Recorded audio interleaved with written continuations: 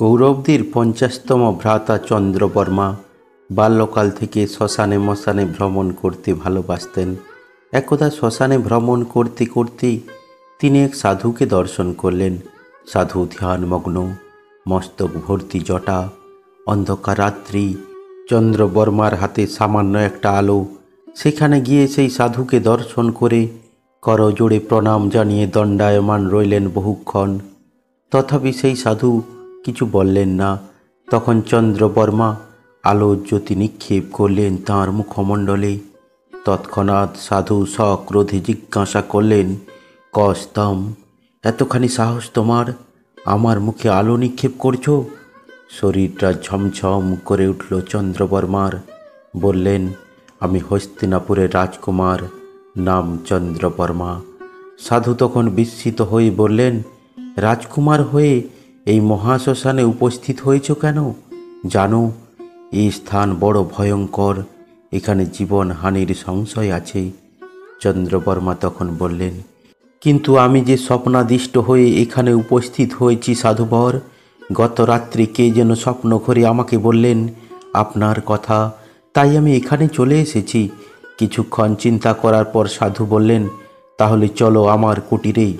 চন্দ্রবর্মাকে নিয়ে সেই সাধু গমন করলেন সামনের এক জঙ্গলের মধ্যে ছোট্ট কুটিরে। সেখানে অন্য কোনো ব্যক্তি নেই। কুটিরে কয়েকটি মৃতের মাথার অস্থি, সম্মুখে দুটি নরকঙ্কালের মূর্তি, পাশে ছেঁড়া কাঁথা, শুষ্ক তৃণের বালিশ, নানা ধরনের জড়ি, বাটকেল, বিভিন্ন শিকড় বাকল, ভগ্নপাত্র ইত্যাদি। অন্ধকার কক্ষের মধ্যে প্রবেশ করে সাধু বহুদিনের ময়লা মরিচা ধরা প্রদীপটি প্রজ্বলন করলেন। কৃষ্ণবর্ণ তেল দিতে প্রদীপটার শিখা বর্ধিত হলো। তারপর বললেন, আমি এখানেই বাস করি, এবার বলো কি তোমার প্রয়োজন? প্রয়োজন সমাধা করে অবিলম্বে প্রত্যাবর্তন করো, কারণ সামনে হিংস্র পশুর বাস। চন্দ্রবর্মা বললেন, প্রত্যাবর্তন করার জন্য আমি এখানে আসিনি, আপনার শিষ্যত্ব গ্রহণের নিমিত্ত আগমন করেছি। বলুন, আপনি কিভাবে হিংস্র পশুদের জঙ্গলের মধ্যে অবস্থান করছেন? সাধু বললেন, আমি মন্ত্র দ্বারা ওদেরকে বশীভূত করেছি, এখানে কোনো পশু আসে না। চন্দ্রবর্মা বললেন, কিন্তু আমি মন্ত্রতন্ত্র বিশ্বাস করি না। সাধু বললেন, তুমি বাঘ ভালুকের মাঝে দাঁড়িয়ে থাকতে পারবে? চন্দ্রবর্মা বললেন, তা কোনো দিনই সম্ভব নয়। সাধু বললেন, আমি কিন্তু পারি, ওরা আমার অনুচর, নিত্যাকার সঙ্গী। বিশ্বাস যদি করতে চাও তাহলে আমার সাথে আগমন করো। এ কথা বলেই অন্ধকার পথ দিয়ে চন্দ্রবর্মাকে নিয়ে সাধু অগ্রসর হলেন বনের দিকে। পথে যেতে যেতে বললেন, সাপের মাঝে অবস্থান করব, তথাপি সর্প দংশন করবে না। বাঘের সাথে থাকব, অথচ বাঘ হত্যা করবে না। চন্দ্রবর্মা বিস্মিত হচ্ছেন সাধুর কথা শুনে।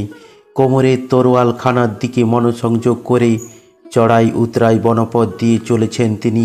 অন্ধকার পথে গাছপালাগুলো যেন মহিষাসুরের মুখোশ পরে সুদৃঢ় দৃষ্টি দিয়ে তাকিয়ে আছে তাদের দিকে। ভেসে আসছে হিংস্র পশুর গর্জন। শরীরটা শিহরিত হয়ে উঠছে চন্দ্রবর্মার। সাধু পথের পাশ থেকে কয়েকটি নাম না জানা গাছের পাতা তুলে মর্দন করতে করতে চলেছেন।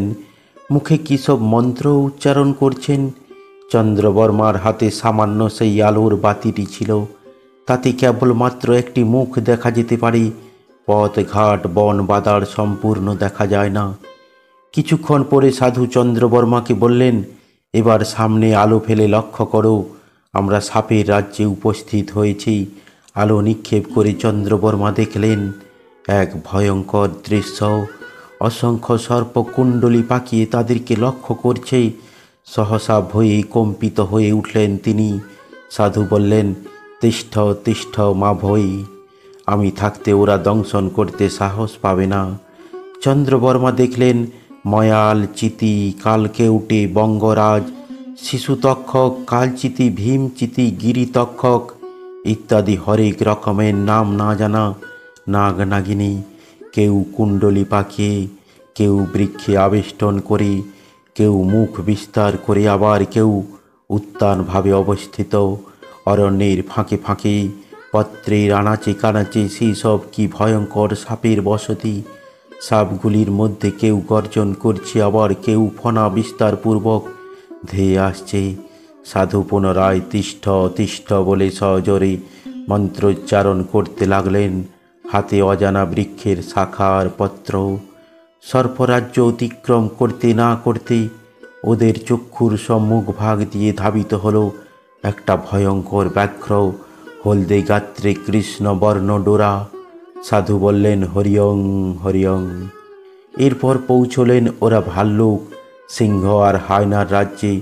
তাদের দৃষ্টি ও গর্জন শুনে চন্দ্রবর্মা বলে উঠলেন, কি ভয়ঙ্কর স্থান! এই স্থান পরিত্যাগ করে প্রত্যাবর্তন করুন। আমি অতীব ভীত হচ্ছি, আমার হৃদকম্প উপস্থিত হচ্ছে। সহাস্যে সাধু বললেন, ভীত হওয়ার কোনো কারণ নেই বৎস, ওরা এখানে কোনো মতেই আসতে সক্ষম হবে না। চন্দ্রবর্মা বললেন, ওই তো সুবৃহৎ জিহা বাহিরপূর্বক দৃষ্টিদান করছে। সাধু বললেন, দৃষ্টিদানই করবে, আসতে পারবে না। মন্ত্রশক্তি দ্বারা ওদেরকে ভীত ও শক্তিহীন করে ফেলেছি। ওরা যদি আসবে তাহলে তো আমার মন্ত্রতন্ত্র সব ভ্রান্ত হয়ে যাবে। চন্দ্রবর্মার গভীর বিশ্বাস জন্মালো সাধুর মন্ত্রশক্তির উপর। তিনি মনে মনে প্রণাম জানালেন সাধুকে। সাধু বললেন, এবার রাক্ষসীদের প্রত্যক্ষ করো। আমরা রাক্ষস রাজ্যে এসে গিয়েছি। চন্দ্রবর্মা বললেন, রাক্ষসীদের নিকট গমন করলে ওরা আর জীবিত রাখবে না, ওরা তো নরখাদক। চন্দ্রবর্মার মুখে এই কথা শুনে হাসতে লাগলেন সাধু। সে হাসি তাচ্ছিল্যের, সে হাসি বরা ভয়ের। তিনি বললেন, রাজকুমার, যথার্থ বলেছ, তবে আমরা কুটিরে প্রত্যাবর্তন করি চলো। সেখানেই রাক্ষসীদের আনয়নপূর্বক তোমাকে দর্শন করাবো। সাধুর ললাটে অভিপ্রায়ের বলিরেখা। চন্দ্রবর্মা বললেন, তাই হবে, তবে যে পথ দিয়ে এসেছি সেই পথ দিয়ে ফিরে যাব না। চন্দ্রবর্মার কথা মতো ভিন্ন পথ দিয়ে সাধু কুটিরে প্রত্যাবর্তন করলেন। কুটির প্রাঙ্গণে উপস্থিত হয়ে সেই সাধু ধ্যানমগ্ন অবস্থায় মন্ত্র পড়তেই ভীষণ গর্জন করে এক রাক্ষসী উপস্থিত হল। চন্দ্রবর্মা ভয়ে কম্পিত কলেবরে প্রবেশ করলেন কুটিরাভ্যন্তরে। সাধু রাক্ষসীকে বললেন, হস্তিনাপুরের রাজকুমার এসেছে, কিছু আহার্য আনয়ন করো। রাক্ষসী তৎক্ষণাৎ ধাবিত হলো বনের দিকে। চন্দ্রবর্মা বিস্মিত। তিনি ভাবতে পারছেন না যে সেই সাধু কি প্রচণ্ড মন্ত্রশক্তির অধিকারী।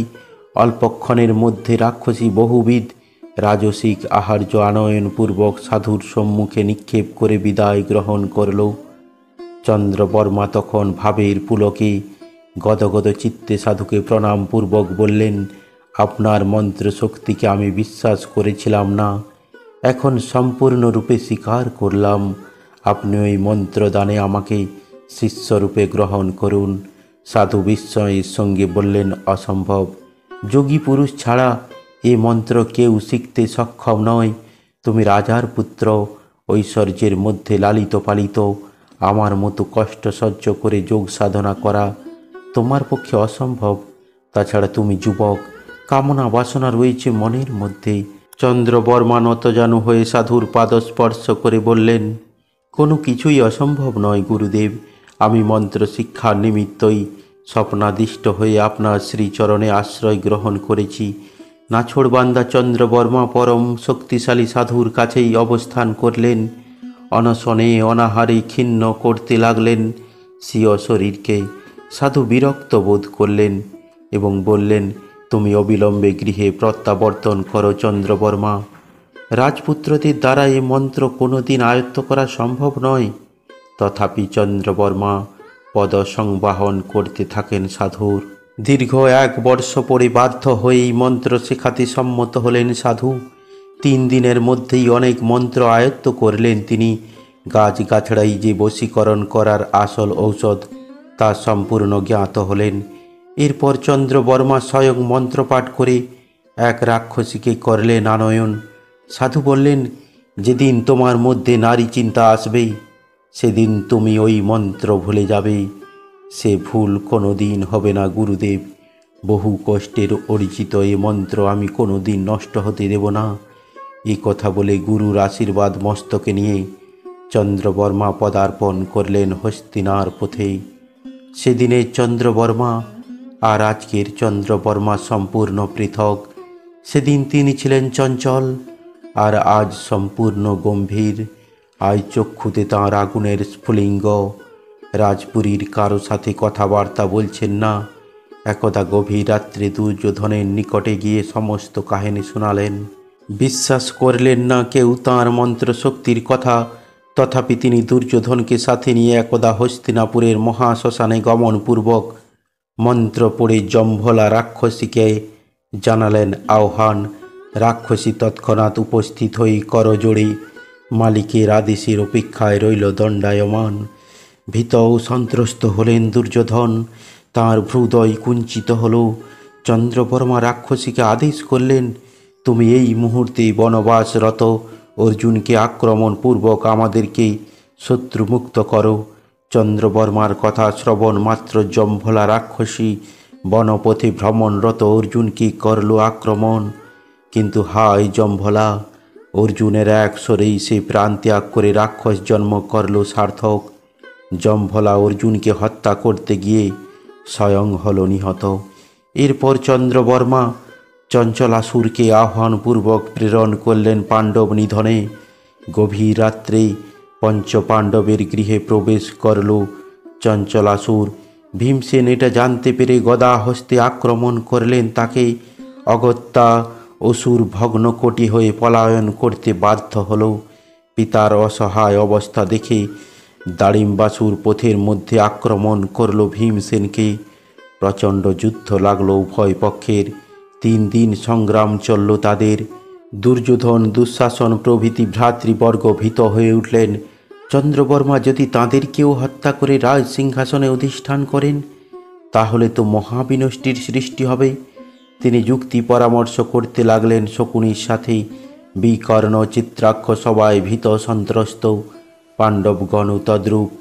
দাড়িম্বাসুরের বিরাট দাড়ি, সারা গাত্রে ঘন লোম, সুবৃহৎ নাসিকা, কর্ণ ও দন্তপঙ্ক্তিও তদ্রূপ। রক্তবর্ণ চক্ষু, তীক্ষ্ণ নখর, যেন নরকের অতিকায় এক বিভৎস প্রাণী। 3 দিন পরে দাড়িম্বাসুর আর বিশেষ কায়দা দেখাতে পারল না ভীমের কাছে। ভীম বানে বানে জর্জরিত করলেন তাকে। সে অবিলম্বেই মৃত্যুর দেশে যাত্রা করল। চন্দ্রবর্মার সমস্ত প্রচেষ্টা ব্যর্থ হল। এরপর তিনি একদা কাঞ্চী রাজকন্যা হেমলতাকে রাজপুরীর ফোয়ারায় নগ্ন অবস্থায় স্নান করতে দেখেছিলেন। আকর্ষণীয় ঊর্ধ্বাঙ্গ, তবে নিতম্ব গুরুভারে জর্জরিত, সূক্ষ্ম কোটিদেশ, মুখমণ্ডল দর্শনীয়। হলে কি হবে, চোখ দুটি ঈষৎ বক্র। কন্যাটিকে বিবাহ করার বাসনা জাগল তাঁর।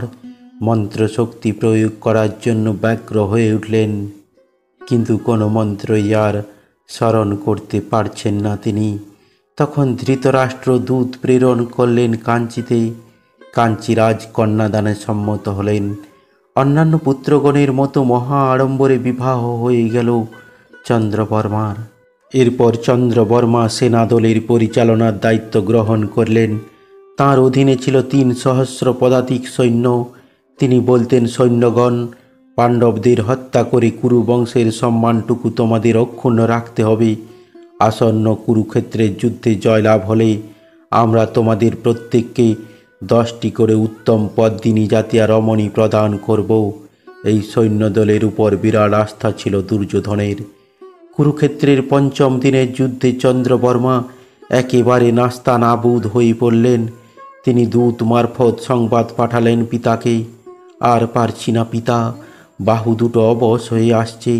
সাত্যকীর তীরে আমি জর্জরিত। অর্জুন আমাদের সেনাদলকে ভীষণভাবে জখম করে দিয়েছে। ভীমসেন সবেগে ধেয়ে আসছে। সংবাদ শুনে চন্দ্রবর্মার স্ত্রী কাঁদতে শুরু করলেন। প্রিয় বন্ধুরা, গান্ধারীর এই পুত্রের কাহিনী আপনাদের কেমন লাগলো তা কমেন্ট করে অবশ্যই জানাবেন, এবং গান্ধারীর এই শতপুত্রের কাহিনী জানতে আমার এই পুরা কথাকে অবশ্যই সাবস্ক্রাইব করে রাখবেন, কারণ গান্ধারীর এই শতপুত্রের কাহিনী আর কোথাও পাবেন না।